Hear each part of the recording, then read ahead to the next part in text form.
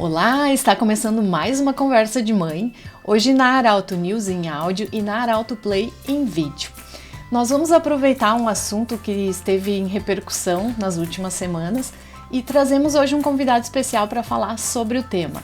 Após a denúncia do youtuber Felca sobre adultização, hoje nós recebemos o psiquiatra Dr. Fernando Neves para abordar esse assunto com o olhar dele também. Dr. Fernando, seja muito bem-vindo de novo ao nosso programa. E eu queria começar tentando entender o que é a adultização e por que agora teve esse boom. Porque não é um assunto novo, né? A gente já fala disso há algum tempo. Quem tem filho especialmente olha para isso. Mas agora, com essa denúncia, acabou gerando um movimento diferente, né? Na sociedade como um todo. Sim. Oi, Daiane, agradecer o convite. Isso trouxe para nossa atenção muito forte, né? Muito consistente, assim, e até eu não conheci esse youtuber, assim, mas um vídeo muito legal, muito bem feito, né? Então, uma comunicação bem acessível. Hoje em dia isso é fundamental, mais que o conteúdo é a forma que comunica, né? A qualidade do conteúdo do que a qualidade da mídia, enfim, do que do conteúdo em si. Mas realmente não é algo novo. A questão agora é que com a rede social tem os dois lados, né? Então, como tem o que foi denunciado, que dos vídeos e tal, daquele outro influencer, enfim, tem essa parte positiva de trazer informação, de fazer denúncias, de trazer relatos importantes, assim, que chamam a atenção e que não aconteceria antigamente se não fosse, sei lá, aparecendo Fantástico, ou algo assim, né? Que era... Né, como acontecia assim, as denúncias e tal, assim, era a TV. Hoje em dia não, mudou tudo, né? E se inverteu. Então não é algo novo a adultização, só que agora a gente está conseguindo dar mais atenção para isso e, de certa forma, essa nossa vida hoje em dia em redes sociais, ela estimula muito algumas situações, porque se tem acesso a tudo.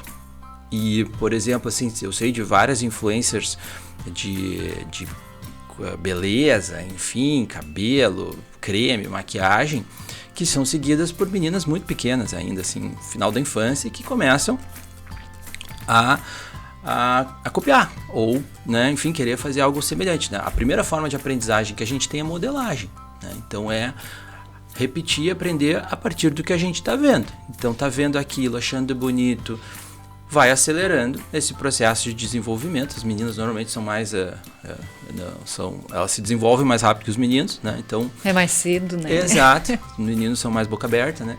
Então vai acontecendo isso e vai puxando, acelerando etapas.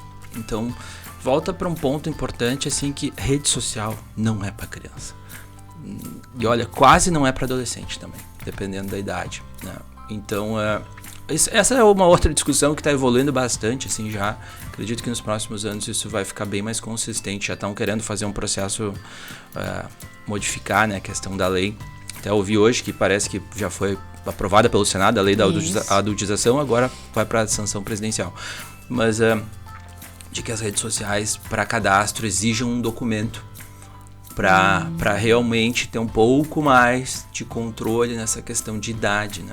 Porque hoje tem, né? Tem uma idade mínima, mas é só tu dizer que qualquer que um, exato, bota ali a idade que quiser, pode ter 100 anos, né? Uma criança de 10 anos e deu, vai passar, né? Então, acredito que nisso tem que ter algum controle maior, mas nesse aspecto, né? Outras questões aí eu acho que já são exageradas de controles, né? As pessoas têm que ser responsabilizadas pelo que falam, né? Agora, o menor, ele não vai ter a melhor capacidade de julgamento do que está vendo, do que está assistindo, dos riscos, né? E até o que o youtuber ali, o influencer, o Felca falou, né? E aí depois se vê nos comentários, assim, quando tem esses vídeos, aqueles códigozinhos de quem Exatamente. De quem tem, né, envolvimentos, assim, de questões bem mais graves, como pedofilia, enfim. E isso não tem fim, né? É um negócio isso, assim, que vai... Eu digo assim, eu sou a pior pessoa para falar sobre muitos assuntos, né? A melhor é a pior. A melhor no sentido de dar informação, mas a pior porque eu vejo o pior, né? Então até esses dias eu estava no meu Pilates conversando até sobre esse assunto, né? Contar uma historinha rápida. E aí, me lembrando de um caso que fazia muito tempo que eu não lembrava. que assim, enfim, tudo que eu vou falar eu dou uma mudada para manter o sigilo, né? Mas é importante para as pessoas saberem que acontece, né? Então, assim, acompanhava uma pessoa muito simples, que juntava com a família, amigos, né, dinheiro para consultar comigo, né, para pagar a consulta, uma vez por ano, 2 vezes por ano no máximo que ela conseguia fazer, mas a gente ali jogava para manter bem o tratamento e ficava, né, e depois era pelo telefone, fazer os ajustes e ficava bem, no caso grave. Mas é uma pessoa muito humilde, muito simples, assim, com pouco estudo. E depois que estava bem, ela já vinha bem há bastante tempo, vinha, conversava, dava uma revisada na família e tal, né? E ela era frequentava uma igreja, não sei, tá? E aí ela me falava, como é que tá, não sei o quê. A igreja tem um fator protetor. A igreja não, a religião, a religiosidade, a fé, a espiritualidade tem um efeito protetor. É saudável. Os estudos mostram isso em larga escala. E aí ela estava me contando de uma filha dela que nessa função dessa igreja, enfim, o pastor volta e meia insistia que a filha fosse ficar mais tempo com ele, na casa dele, e fazer atividades que ia ser bom para a fé dela. E ela não gostava, ela não estava gostando, mas era o pastor, e assim, na hora, né, me alertou, né?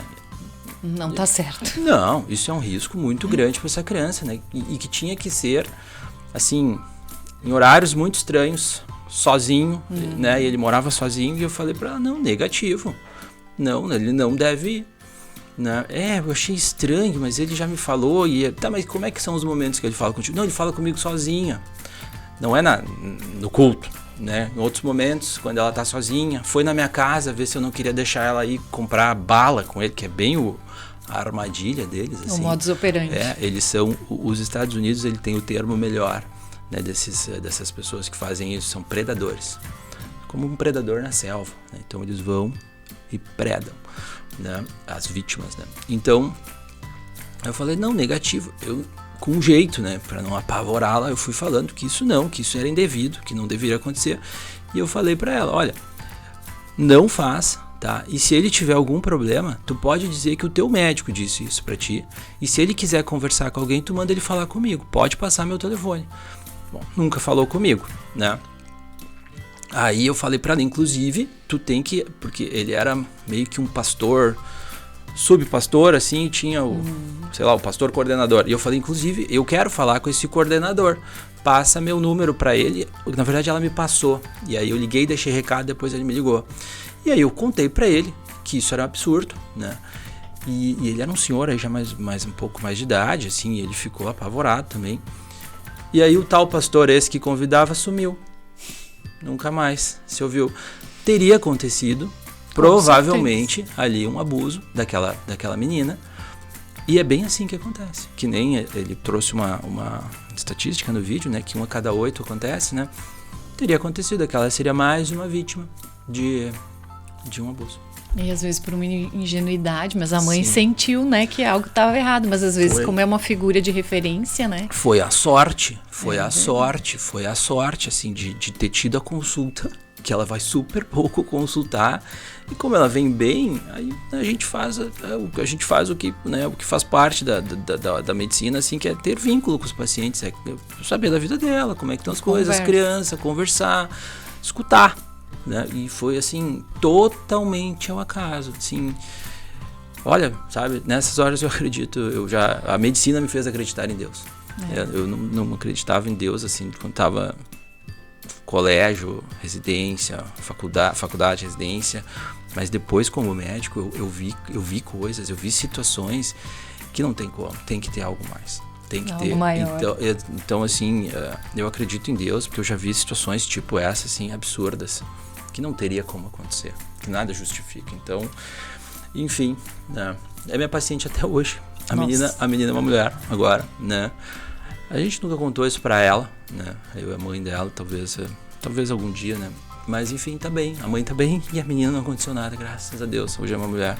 Isso teria tido um efeito determinante, assim, na saúde mental dela, assim, passar por um abuso é devastador para a saúde mental de uma pessoa. Nossa. E voltando um pouquinho ali que tu falava da questão das meninas, né? dessa vaidade, enfim. Hoje a gente vê algumas até com unhas alongadas, com roupas que não são adequadas para a idade.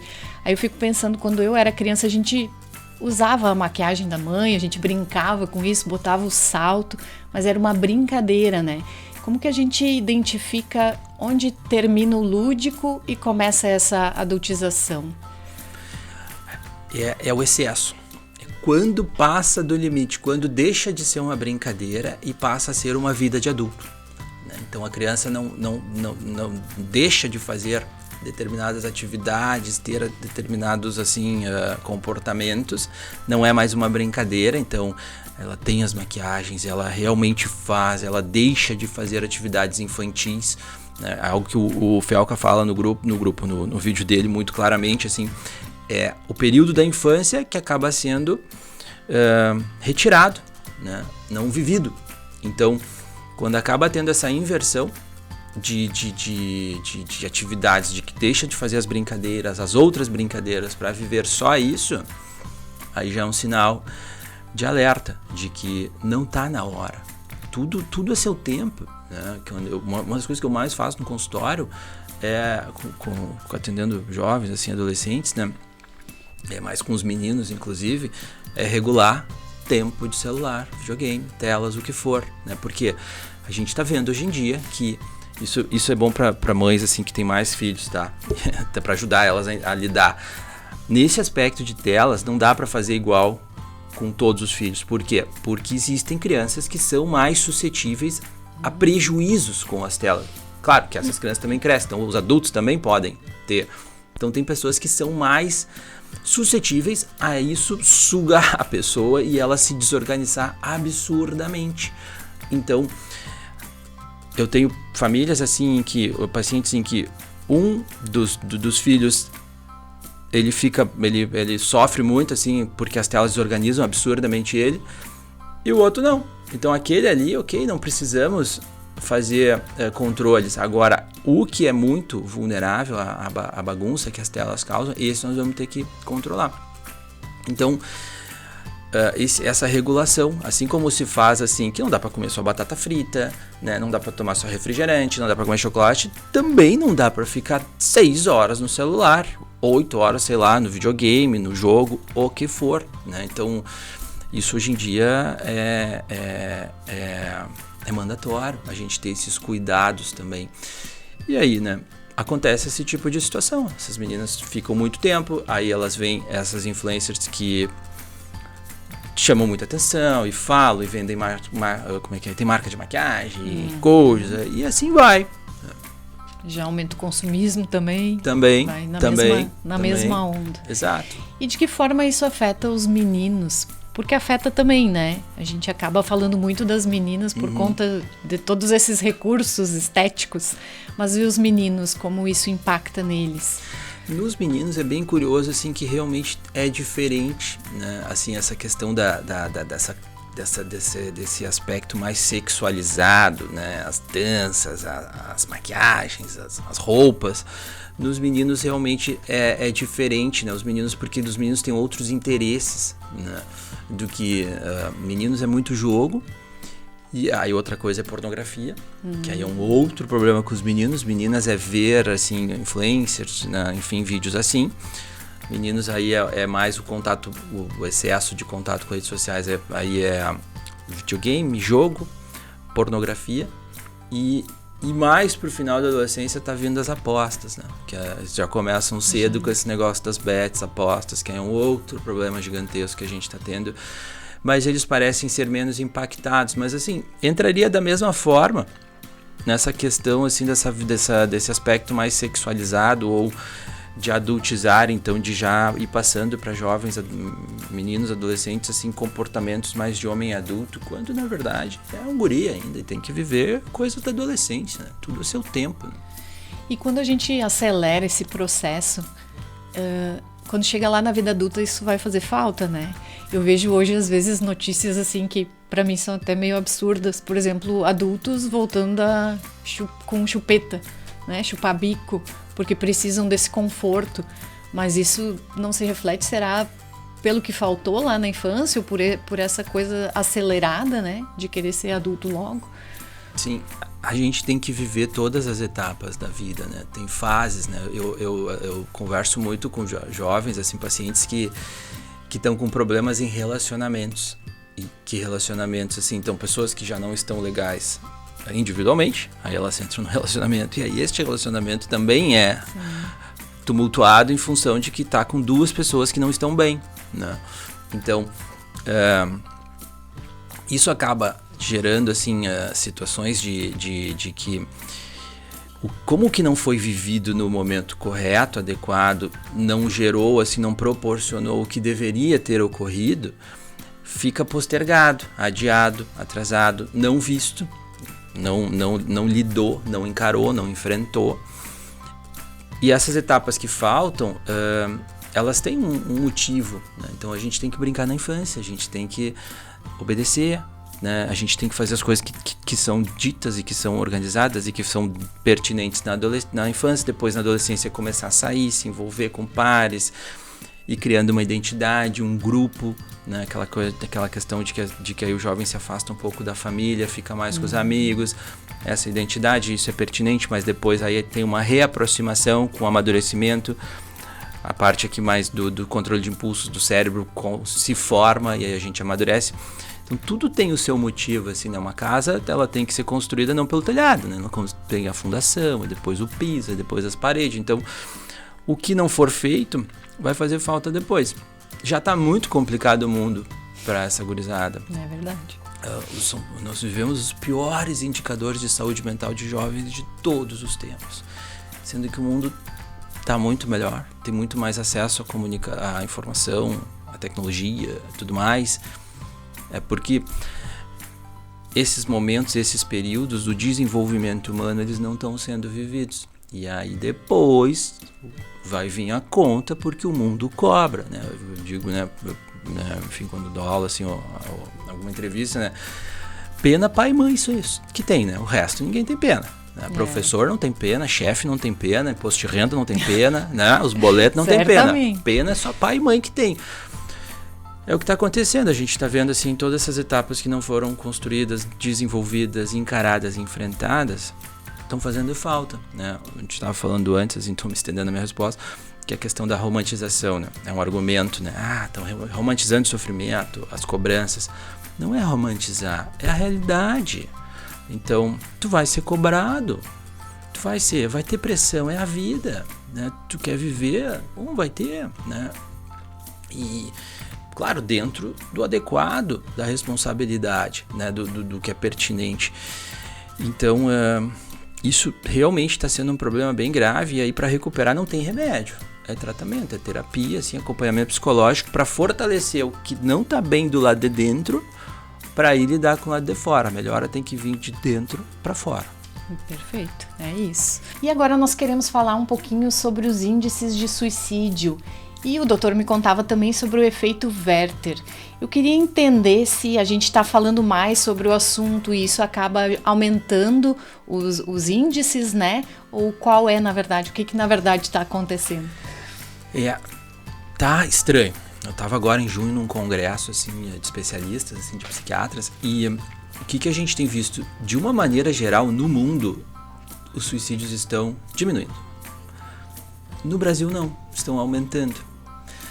Claro, não só no Brasil, em outros países, mas de uma maneira geral no mundo. Então a gente está destoando do grupo, da média, né? Por quê?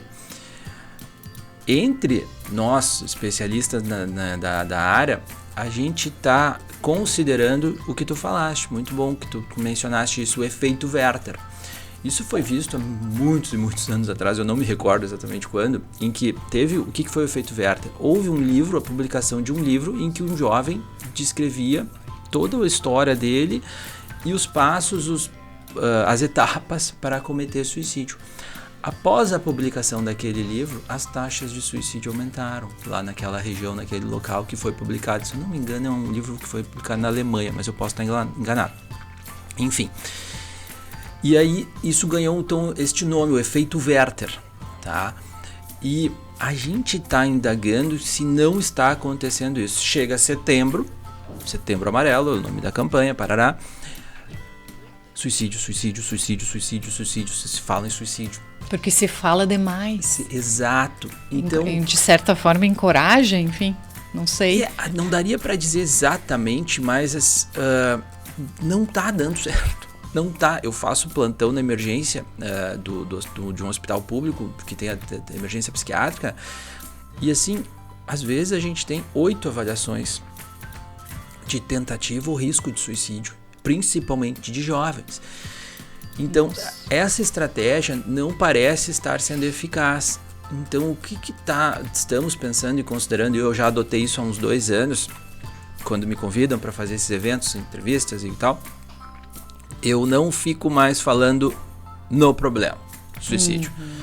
Eu falo da prevenção, do tratamento, porque esse desfecho é o efeito mais grave, né, o pior efeito de quadros, doenças psiquiátricas não tratadas, não atendidas, né?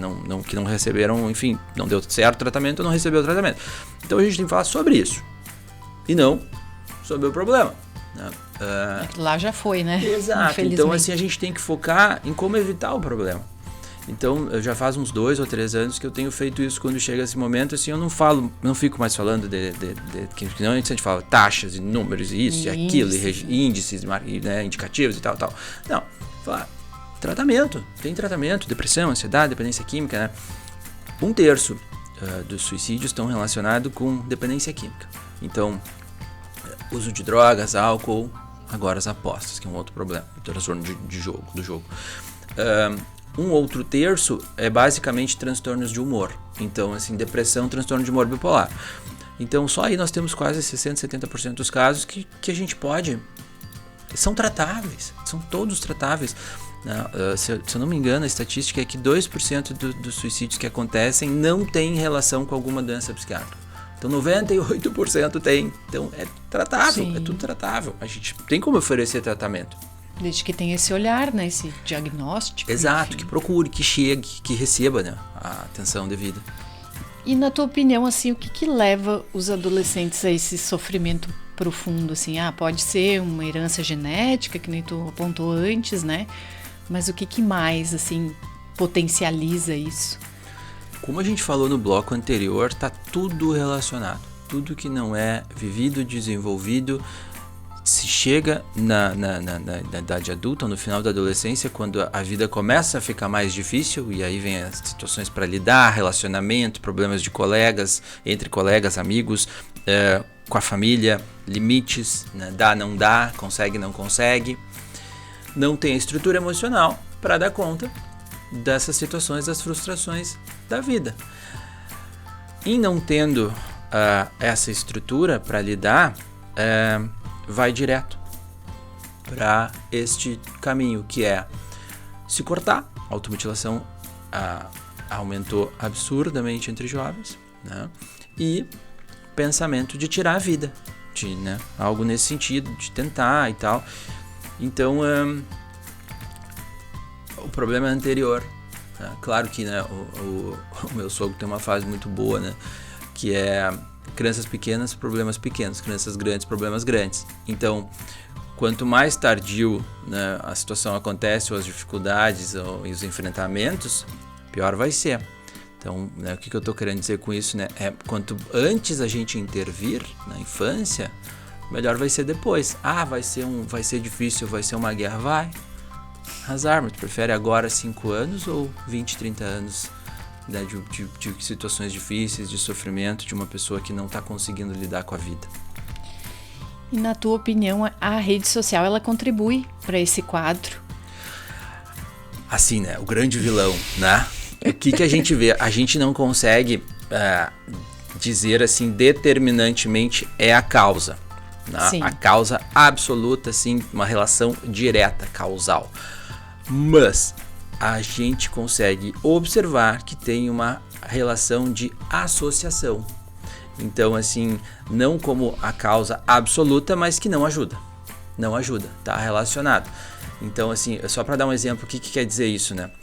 Uma pessoa que tá fumando cigarro, ela é uma fumante, tá fumando cigarro, ela tem ali uma relação causal com câncer de pulmão, né? A principal causa de câncer de pulmão, se não me engano, são 80% ou mais, é cigarro. Agora, uma pessoa que tem isqueiro no bolso, não significa necessariamente, né, que ela vai ter câncer de pulmão, né? Mas é provável que quem anda com isqueiro fume e possa ter. Então, a rede social entra da mesma forma, é uma associação. E como eu falei antes, a gente está vendo que tem jovens, tem pessoas que são mais vulneráveis, que estão numa situação pior de família, de situação social, econômica, né? Nosso país é cheio de problemas assim, sociais e econômicos, né? Então, todas essas vulnerabilidades, elas têm o seu peso e aí a rede social entra mais. Então, e a gente vê isso, quem é mais vulnerável, quem está pior, a rede social é uma paulada para piorar, para ir pro buraco. Porque aí o algoritmo, ele é safado, né? Ele é cretino, ele manda o que tu tá vendo. Bom ou ruim não importa. E aí vem cada vez mais conteúdo que não ajuda, que piora. É o que a gente vê também com a polarização, né? Manda cada vez mais pro extremo. Exato. Né? E aí cada vez fica mais difícil, assim, da pessoa sair daquela. Ela vai entrando numa caverna daquele conteúdo, daquele material, enfim, do que ela vai consumindo. E isso não ajuda quem tá mal. Não traz nada de diferente. Fora que todos os outros problemas, né? Quem fica muito em rede social provavelmente é sedentário. Já é um fator protetor, o que ajuda na saúde, fazer exercício, se mexer. Quem fica muito na rede social provavelmente socializa pouco offline, que é um outro fator de proteção. Provavelmente quem fica muito em rede social dorme mal, porque fica no celular de noite, né? Que é um fator que, além de telas, não necessariamente rede social, piorar a qualidade do sono, também não dorme nos horários que tem que dormir, né? Então, vai fora o que consome de material lá dentro da rede social. Sim. Então, vai juntando todos esses fatores dessas situações, né, que vão contribuindo, assim, na rede social ser nociva. Fora outros riscos, né, de ter contato com pessoas, assim, né, abusadores e que a gente falou antes. Não é um ambiente seguro, né? Não é, né? Não é um ambiente seguro, né? Tá aberto para toda a loucura, tudo que tem de pode vir, né? Tem gente muito ruim, muito perigosa, né? E eu acho que os pais têm que ter muita consciência de que não estão olhando uma coisa que não deveria, por exemplo, quando fiscaliza o celular do filho, né? É uma necessidade, não tá ultrapassando uma barreira ali.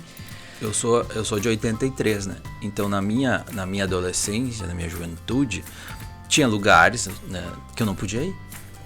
Por quê? Porque não eram locais seguros para uma criança ou para um adolescente andar, ou horários. Agora isso tem que ser com a internet. Exato. Esses cuidados de locais, lugares, horários ou pessoas com a questão da internet. Aí os pais assim, mas vai ser um inferno. Vai ser um inferno. Vai ser uma guerra, mas o que eu faço? Vai, aguenta. Mas vai ser um auê, vai aguentar, vai ter que enfrentar isso. Eu me lembro da novela das 8. Nossa, era hora de ir pra cama, né? A novela das 8. Eu nem sei se aquela época tinha classificação indicativa, né? Mas não era pra criança olhar. Perfeito. Então é hora de dormir. Exato. Tem um limite, né? Mais ou menos, é um exemplo perfeito. Não era pra olhar, não era pra assistir. Então, isso também agora se aplica na questão das redes sociais, do que acessa. Acredito que, por exemplo, o Felca, essas situações, tem muita coisa boa, né, também na internet. Então, chama a atenção, tá se trazendo mudanças para isso, né? A gente tá conversando sobre isso, as pessoas estão prestando mais atenção, já mudou nas escolas, então acredito que, né, tem possibilidade de melhorar, né? Os jovens estão percebendo isso também. E a gente tende a usar, né, enquanto pais, assim, as telas como uma forma de deixar a criança ocupada. Exemplo, vai andar de carro, dá o celular porque ela vai ficar entediada. E parece que a gente percebe que os jovens têm mais dificuldade de lidar com o tédio, com a frustração, com não ter nada para fazer. Tipo, como assim não tenho nada para fazer? Tu vai ter, né? Olha na janela, olha as paisagens, mas a gente oferece a tela para eles estarem entretidos, né? Isso também é um problema. Totalmente. Tédio é saudável. Se tu tá entediado, fica feliz, joga as mãos pro céu, se ajoelha no chão para agradecer. Tédio é saúde. Tédio nos proporciona estar somente com a gente. E aí lidar com isso, bom ou ruim, faz parte. Tem que aprender. É o desenvolvimento que eu falei antes, né, nessa questão dos problemas que tu falaste, né, depois dos jovens sofrendo e terem problemas, né. Então, o tédio é fundamental. E aí, claro, quem que são os grandes culpados? Os pais. Porque uma criança não nasce com um celular, com um tablet. Ela não tem dinheiro para comprar um tablet, um celular, um computador, para pagar a internet, Wi-Fi, o que for, 3G, 4G, 5G, o que for. Então, é os pais, porque é muito mais fácil. Eu tenho 3. É muito mais fácil eu deixar ele ali, o meu menor, que as gurias já são adolescentes, já, né, outros interesses assim, mas é muito mais fácil para mim eu deixar o pequeno no celular ou no tablet, que eu fico sentado com a minha mulher, a gente consegue conversar, né? Não vai ter que brincar, inventar coisa, funcionar. Só que paternidade, maternidade não é para ser fácil. Não é assim, né, que tu pega uma coisa e tu deixa ali e usa quando tu quer, faz quando tu quer. Tu tem que atuar, tu tem que estar ativo no teu papel, né? No caso, nossos pais, né, com os filhos. Então, aí que estão os grandes culpados. Ah, vai ficar entediado no carro? Vai, é a vida, vai ficar entediado. Vai pedir, vai reinar, vai brigar, vai. E vai ter que lidar, vai ter que escutar, vai ter que esperar. Vai ter que se autorregular uma hora, né? Exatamente.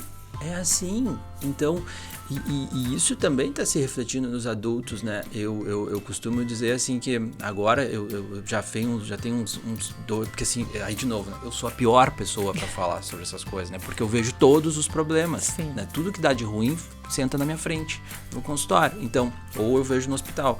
Então, tem uns 3 anos para cá que, como autoproteção para mim, eu não caminho mexendo no celular, eu não fico no elevador mexendo no celular, eu não mexo no carro, salvo situações ultra excepcionais, assim, né? Tem uma pessoa tá com de urgência, risco de suicídio, urgência, alguma coisa assim, mas somente situações excepcionais.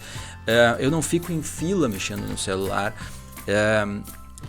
Enfim, qualquer dessas situações que é trivial a gente mexer no celular. Se eu tiver uma pessoa, um ser humano sentado na minha frente, eu não, e nós estamos em alguma interação, eu não vou ficar mexendo no celular e escutando ela. Tá? Isso tem que voltar a ser falta de educação. Né? Mas enfim, então a gente também tem que, nós os adultos, os pais, enfim, nós também temos que nos treinar para lidar com esse tédio, porque foi muito confortável, ficou muito fácil a gente, né, fazer isso. E 2 exercícios que eu faço que eu sugiro para tentarem o tema de casa, né, façam isso, assim, observem. Um é um exercício e o outro é uma ideia, né? Observem como tu tá, tem 2 pessoas, estamos conversando, pega o celular, tu vai ver que a outra pessoa vai pegar o celular, como se fosse uma droga, né? Então, se tu pode, eu vou pegar também. E aí o outro, que não é um exercício, é uma sugestão, sempre que tiverem com pessoas, não mexam no celular. Então, por exemplo, assim, eu faço esse experimento muito no elevador do meu prédio, do consultório, né? Eu entro no elevador, aí, né, às vezes na desce da garagem já tem alguém, já tá mexendo no celular, né? Tirando pessoas de mais idade, né? Então, né? Aí eu entro, eu não mexo no celular.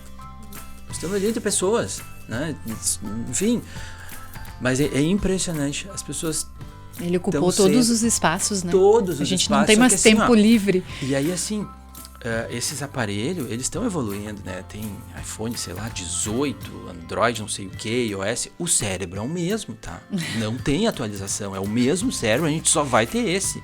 Só vai ter esse iOS, não tem outro. Então, é por isso que a gente está adoecendo.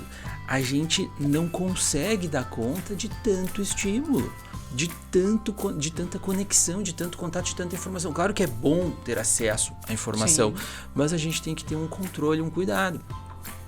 E a outra sugestão que eu daria, faltou também, faz uns 3 anos que eu não acelero mais nada. 2, 3 anos, eu acho. Que eu não acelero mais nada. Nada. Zero. Nem podcast, nem vídeo no YouTube, nem áudio de paciente. Assim, ontem um paciente mandou, lá vai podcast. 8 minutos. Beleza. Eu vou escutando, eu sentei ali e fiquei escutando, pensando. Eu não acelero mais nada. E olha só que legal. Agora, quando eu acelero alguma coisa, eu me sinto mal, eu fico desconfortável, assim, me dá um nervoso, assim, sabe? Porque, tá demais pra mim isso aqui. Essa é uma dica muito importante. É muito bom, façam. No início é estranho, mas é muito bom depois, porque Reflete Exato. mesmo. E assim, eu recebo muito áudio assim, de paciente, de colegas, né? E me consome um tempo. Né? Esses dias um paciente me mandou, sei lá, uns 5, 6 áudios de 3, 4 minutos cada um. Imagina, 5, 6 vezes 3, 4, quanto tempo isso dá? Né? Uns 20 minutos, talvez mais, assim. Azar. E outra coisa que eu falo muito é o seguinte: mas eu tenho que... Não, tu não tem. Alguém vai morrer? Tem que decolar um avião? Tem que abrir a cabeça de alguém? Não, então tu não tem que... Não é nada essa sensação de urgente. Não é. Mas assim, mas mandou. Azar. Ai, não me respondeu logo, né? O que tava fazendo? Exato, assim, mas tu tá vendo um filme, tu tá assim... não, mas eu tô... Não, mas é que a fulana... Azar, que espere. Só que assim, cada um vai ter que fazer isso por si. Tá? Não quer ficar doente, então faz. Se protege agora, né? Que nem a gente sabe assim, não quer ter problema de câncer de pulmão, não fuma. Simples assim, né? Exato. Então assim, cada um faz por si. Só que assim,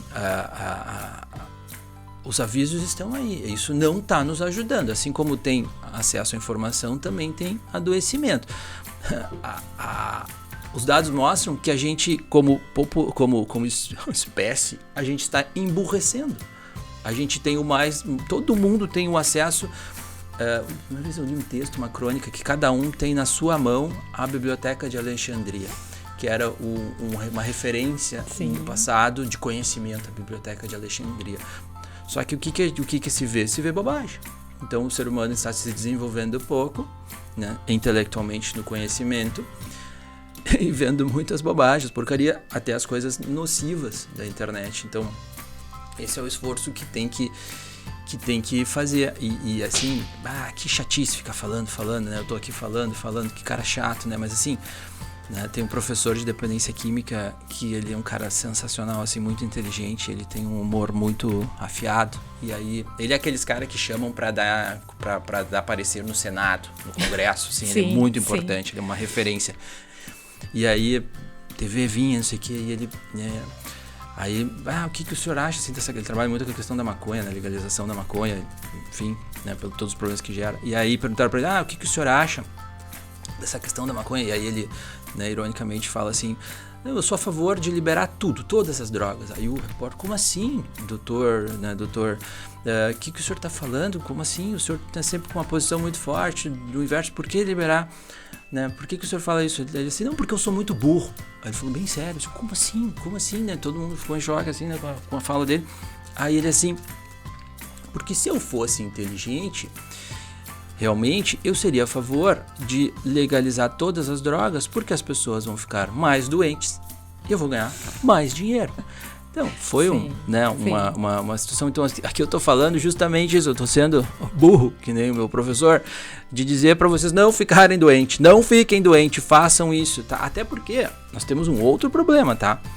Vai faltar psiquiatra, já tá faltando. Vai faltar remédio, já tá faltando. Não vai ter como a gente dar conta de todo mundo, não tem como. E assim, e aí nós temos um outro problema... sei lá, político, vamos dizer assim. E não é um governo, tá? Para não entrar nessa coisa maluca de politização, de polarização. As doenças que estão crescendo mais são as doenças mentais. E que a gente está vendo, tá aumentando todos os indicadores.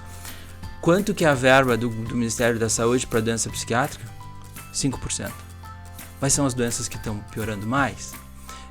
A Prefeitura de Porto Alegre está querendo fechar 1 ou 2 emergências psiquiátricas. Meu Deus! Logo onde tem mais movimento. Que precisa. E assim, tem o mesmo número de emergência psiquiátrica da época que eu fiz residência, faz 15 anos. As doenças psiquiátricas aumentaram. Deveria ter aumentado. O número de leito psiquiátrico diminuiu, mas as doenças aumentaram. Então, é totalmente contraditório. Então, falta também uma atenção. E aí entra nessas coisas de, enfim, se fala para não ter estigma com saúde mental, mas não está tendo uma adequação no acesso, no cuidado que deveria ter. A gente precisa de leito, a gente precisa de mais condições assim de atender os doentes assim e em outros níveis também, não só leito psiquiátrico, né? Então, mas voltando, né? As pessoas estão adoecendo, o mundo está adoecedor. Não vamos dar conta, então cada um vai ter que se cuidar mais, né? Se adoecer tá bom, mas assim, melhor não ficar doente, tá? É verdade. O que a gente pode fazer enquanto pais, enquanto educadores, enquanto sociedade para encontrar o melhor caminho para a criação dos nossos filhos, dos nossos jovens e para que tenhamos adultos saudáveis, né?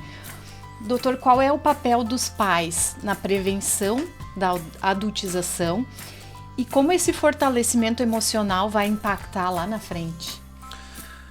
Os pais são determinantes, né? Porque a figura central, numa boa parte da nossa vida, as figuras centrais são os pais, a família. Depois, na adolescência, que começa a ter esse afastamento por questões de grupos, pares, e o adolescente tem que fazer esse processo.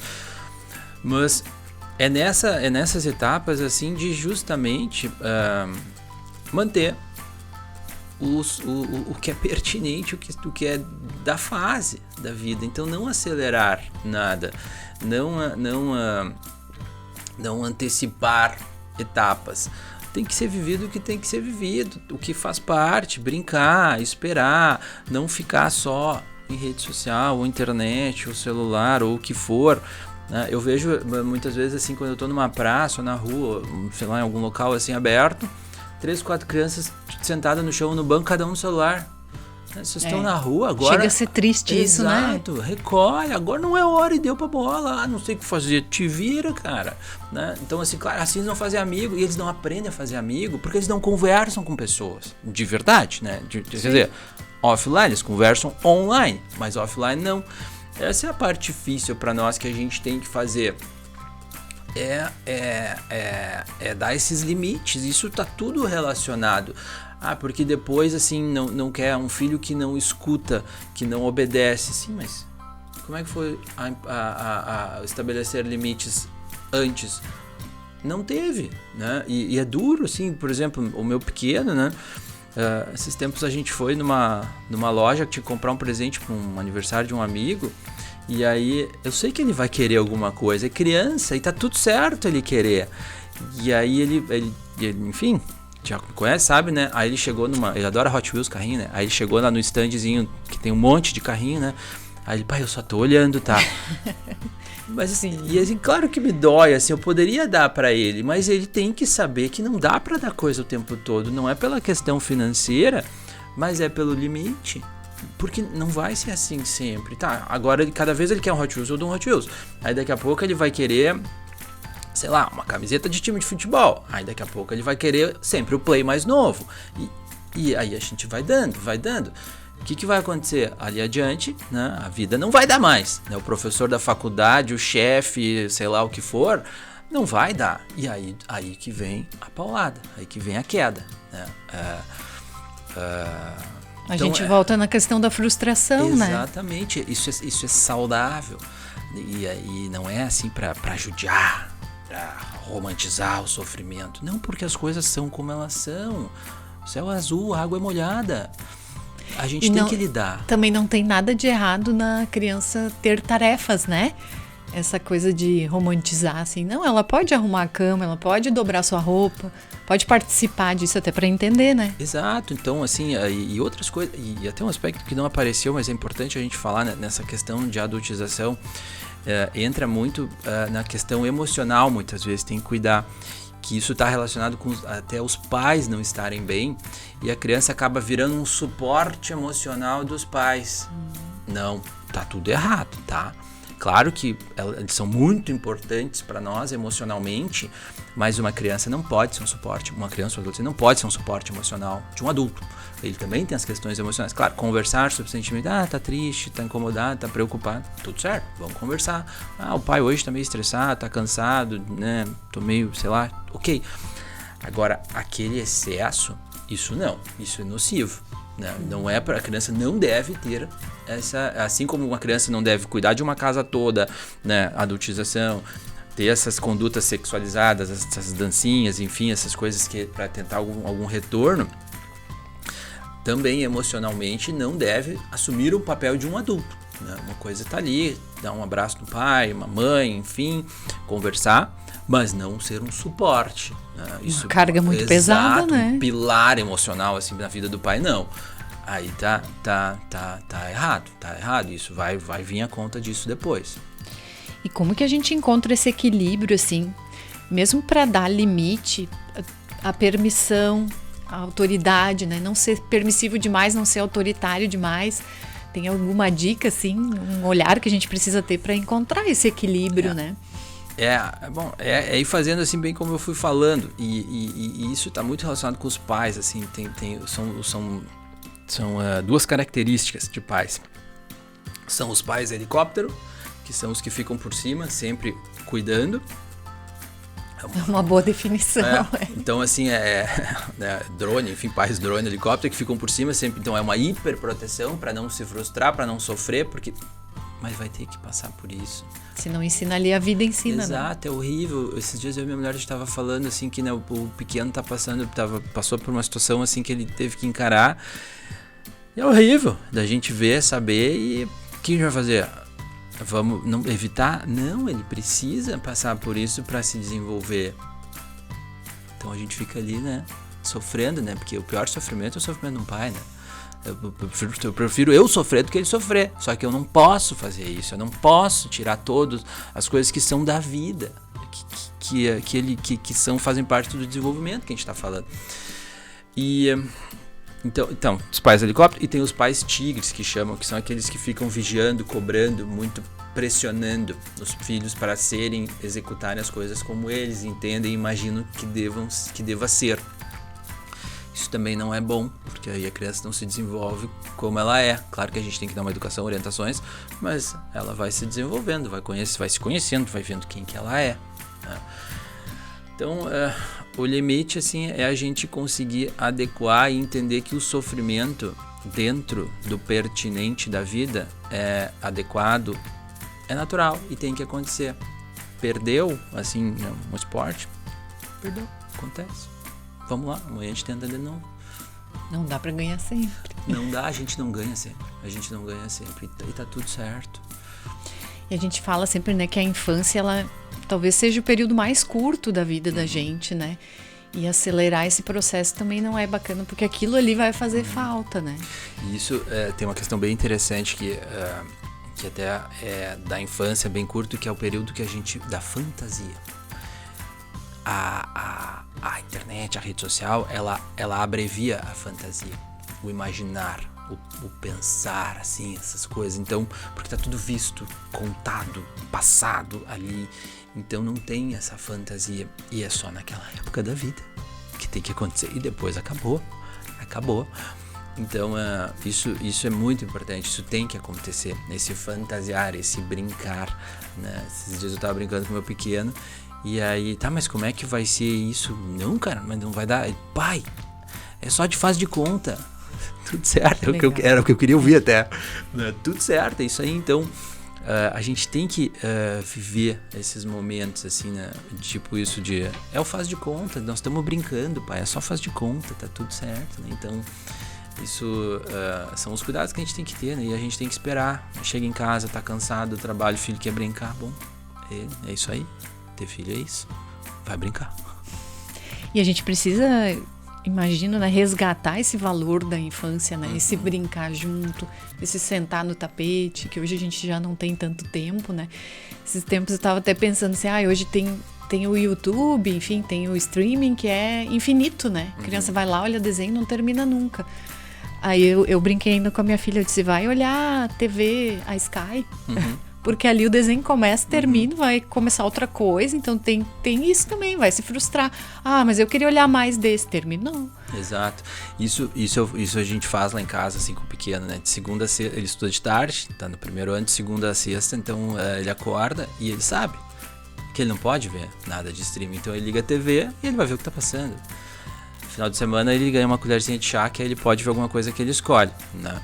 Mas aí ele também tá com a gente, então tem mais coisa pra fazer. Mas ele sabe. Tanto que ele pergunta, o que eu posso ver? Liga a TV e vê o que tá passando. É o tédio, é a frustração. A gente anda de carro, assim, às vezes viaja, assim, e eu olho pra trás ali, que ele tá na cadeirinha dele, e pergunto, cara, o que tá pensando? Tô pensando um pouco na vida, cara. Que amor. Olhando pra fora, olhando pras nuvens. É isso. E é isso aí, né? Senão ele poderia estar vidrado ali e acabou. Né? E a gente perde esses momentos, essas conversinhas. Essas conversinhas são demais, né? São fantásticas, né? É verdade. Então é fazer, essa é a parte difícil, né? É fazer, né? E a gente fala muito em pai, mãe, família. Mas na tua opinião, assim, o que as escolas e a comunidade como um todo, né, pode fazer em parceria com a família para a gente encontrar esse equilíbrio, né, que a gente busca? Também planejar atividades, se direcionar para isso. Então, as escolas estão tendo uma oportunidade fantástica agora com essa questão da restrição ao uso de celular na internet, na escola. Tem estudos que mostram assim, quanto tempo tu acha que leva para um jovem recuperar a atenção depois de mexer no celular? E qualquer mexidinha. Responder uma perguntinha, olhar uma coisinha no Instagram, sei lá o que for. Quantos minutos tu acha que leva? 5? 27. Nossa, 27. 27 minutos leva para recuperar uma atenção plena para aprender alguma coisa. De que jeito? Eles não aprendiam nada na escola. Nada. Muito pouco. Não vou dizer nada. Muito pouco.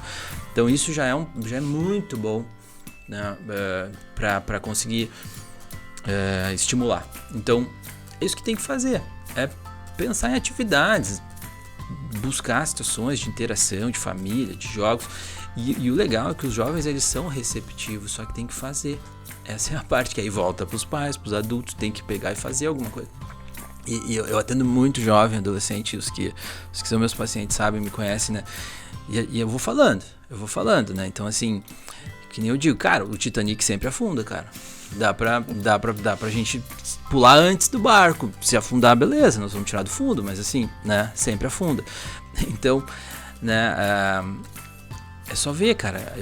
Eu sei o que vai acontecer. Esse filme eu já vi, então eu tô te falando, né? Então, assim, essa questão que eu digo pra eles, assim, cara, eu não tô falando que vocês fazem tudo errado. Eu não quero estar certo, cara. Eu quero que tu esteja bem.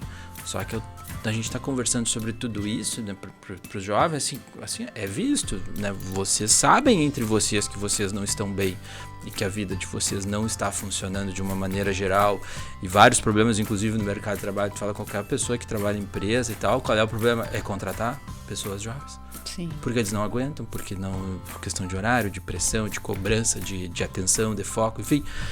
Então, assim, tá aí. Estamos vendo, então nós queremos ajudar, né? A questão é ajudar, é contribuir, né? Eu costumo falar isso, eu não quero estar certo, eu quero que tu esteja bem, né? Eu não quero, né? Enfim, sou o dono da verdade, só que a gente está vendo que as coisas estão acontecendo, né? E tá todo mundo aprendendo junto, né? Exato, isso é novo para nós também, isso é novo, a gente não tinha essas coisas para lidar antigamente, agora, né? A gente tá vendo assim, olha, parece, os estudos têm mostrado que rede social, vídeos e esses estímulos mudam o funcionamento cerebral. Ou seja, parece que está vindo uma doença nova relacionada com isso. Então, assim, a gente não sabe ainda, não sei. Então, parece déficit de atenção como se fosse TDAH, mas não é outra coisa. Mas parece. Então, assim, também é novo, mas a gente está vendo e aprendendo, olha, não vai ser tão legal assim, cuida aqui, evita, segura, né? Depois, bom, ficou doente, bom, beleza, vamos tratar agora, né? Mas se puder evitar, né? E pra gente ir se encaminhando pro final, assim, qual a mensagem que tu deixaria pros pais que acham que não estão conseguindo lidar com isso? Que tem medo de não estar preparado para essa loucura toda? Olha... Ninguém tá preparado, não tem como estar preparado para tu ser pai, né? Depois de tu ter um, aí, né, é só mais um, mas, né, tu já sabe mais ou menos como é que funciona, né? Mas é mais agora para cuidar. Mas é fazer essa parte, a parte difícil é ser pai, ser mãe, de verdade. Não né? tem uma receita pronta, né? Não tem que estar ali encarando, lidando, dando atenção, interagindo, né? Presente, né? Estar presente, porque tá no celular do lado não é estar presente, não é, né? Tu não tá ali, né? E lidar com as suas questões emocionais, isso é um outro problemão, tá? É o que? É o pai, a mãe que teve a sua história, os seus problemas, não tá bem resolvido, elaborado, e a pessoa acaba revivendo no filho. Então, porque foi sofrido, não vai sofrer, porque não teve, vai ter. E enfim, isso não dá, porque não vai ser bom pra criança, nem justo com ela. Então, tem que conseguir separar. A infância que eu vivia foi a infância que eu vivi. A infância que ele vai ter é a dele. Ele não pode repetir a minha. Eu não posso, porque a minha foi de um jeito, a dele vai ser diferente. Não. Não dá certo. Só que isso envolve cada um, aí, o pai, a mãe, buscar aí o seu equilíbrio emocional, o seu autoconhecimento para compreender isso e resolver as suas coisas consigo, e não que isso repercuta na infância, na adolescência do filho. Muito bom. Vou agradecer a tua presença aqui, obrigado, tanta informação, né? Tanto um assunto tão pertinente e tão necessário, né? Sim. A gente conversar. É uma conversa assim que vai longe, né? Ela não tem fim, né? E vai sempre se descobrindo coisas novas. Exato, a gente vai descobrindo. E uma coisa muito legal, que parece que vem aqui e só fica, né, batendo, incomodando, gurizada, né? Mas assim, eu adoro estar com jovens, assim, eu digo assim, eu aprendo um monte com vocês, assim, meus pacientes novos, eu sempre aprendo um negócio assim com vocês, porque, né, é muito legal isso, né? Então, assim, é dos dois lados, né? Não quero estar xaropeando, né? Obrigada mesmo, doutor. Obrigado. Foi muito legal. E a você que nos acompanhou, na próxima semana tem mais Conversa de Mãe. Até lá!